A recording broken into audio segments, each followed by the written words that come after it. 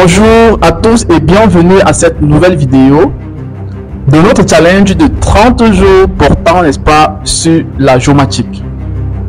Aujourd'hui, nous allons parler d'un sujet assez important, toujours en rapport avec la géomatique.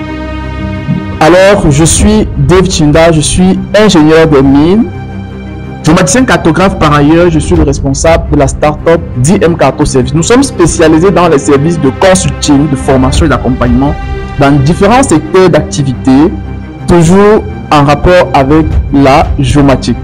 Alors aujourd'hui, nous allons parler des systèmes d'information géographique.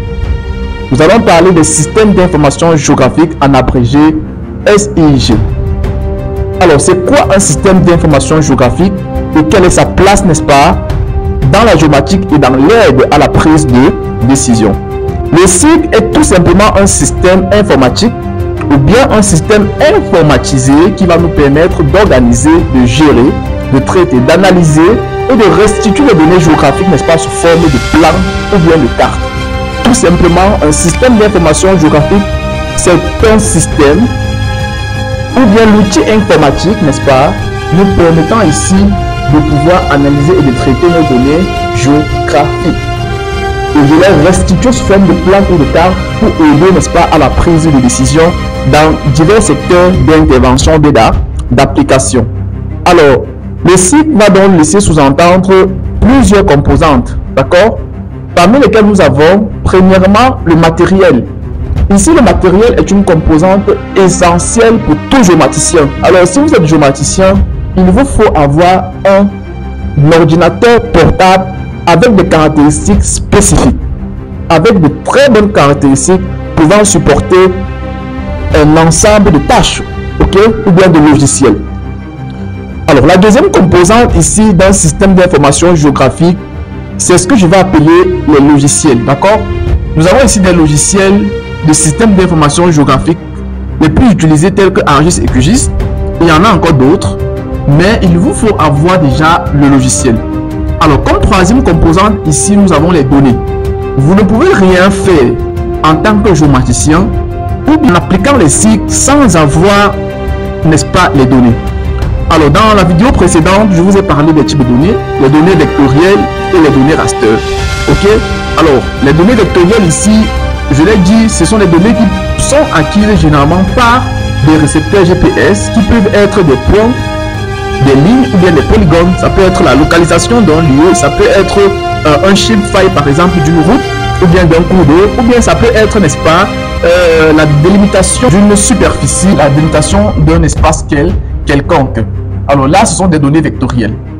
Et en ce qui concerne les données raster, je vous ai dit, les données raster sont généralement acquises grâce, n'est-ce pas, aux satellites, qui peuvent être des satellites passifs ou bien des satellites qui sont actifs, ok, donc des imageries Landsat, Aster, n'est-ce pas, Sentinel, ou bien radar pour la télédétection active, d'accord? Alors, après les données, qui est une composante assez essentielle, nous avons maintenant l'utilisateur. Je constitue, n'est-ce pas, une composante d'un système d'information géographique parce que si je ne suis pas là, personne ne pourra manipuler l'ordinateur, personne ne pourra, n'est-ce pas, analyser et traiter ces données-là, d'accord? Voilà pourquoi nous constituons, n'est-ce pas, une composante essentielle d'un système d'information géographique. Bien que vous soyez une composante, il y a dans cette dernière composante qu'on va appeler ici la méthode. Tant que vous n'avez pas une méthode structurée et bien définie, vous ne pouvez pas mener à bien, n'est-ce pas, des travaux SIG. Voilà pourquoi vous devez être formé. Alors chez DM Carto Service, nous proposons une panoplie de formations en cartographie, parmi lesquelles nous avons des formations en cartographie numérique, des formations en cartographie géologique et minière, des formations en cartographie humanitaire et santé publique, en cartographie pétrolière, en cartographie des risques, des formations en estimation et planification des ressources minières. Oui, nous avons des prestations de services telles que des études hydrogéophysiques, n'est-ce pas, pour l'implantation des forages, ok, ou bien pour des projets d'infrastructure. Nous avons donc cette gamme de formations là que nous proposons pour justement vous donner la méthode appropriée La méthode appropriée pour être un géomaticien efficace, un géomaticien de qualité, ok, pour pouvoir appliquer les cycles de façon professionnelle. Donc n'hésitez pas, si vous êtes intéressé, n'est-ce pas, par nos formations, nous allons les laisser, comme je l'ai dit tantôt, directement après cette vidéo. Vous pourrez les consulter et nous contacter tout simplement en cliquant sur le bouton WhatsApp qui est en bas de cette vidéo.